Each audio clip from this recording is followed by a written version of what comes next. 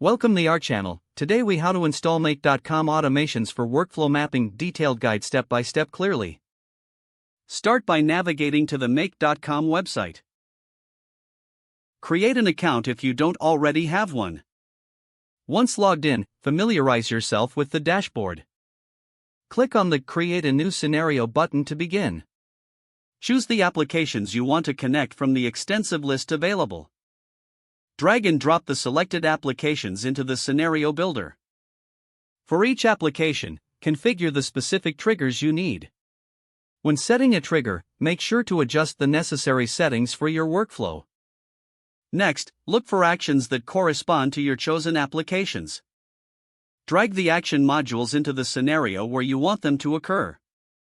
Connect the trigger to the corresponding action by drawing a line between them.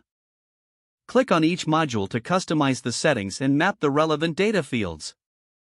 Add additional modules as required to create a more comprehensive workflow. Ensure that you properly configure each module's conditions and filters if needed. After setting up all necessary modules, click on the Save button. To test your automation, toggle the on/off switch to activate it. Monitor the scenario execution to check for any issues or errors. Make adjustments as necessary to ensure each step functions as intended. Once satisfied with the setup, you can schedule your automation to run at specified times. Finally, document your workflow mapping for future reference or adjustments. If the page does not load, refresh the browser or try again in a private or incognito window. Make sure you are using the correct email address, then retype it carefully to avoid small typos.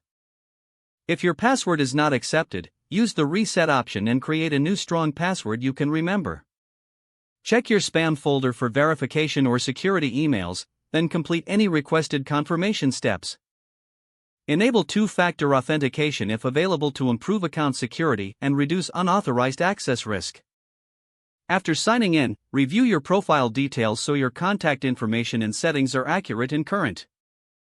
If you see an error message, note it down and try again after restarting your device and internet connection. Log out when you finish, especially on shared devices, to keep your account and payment information. Don't forget to like this video and subscribe to our channel for more step-by-step tech guides.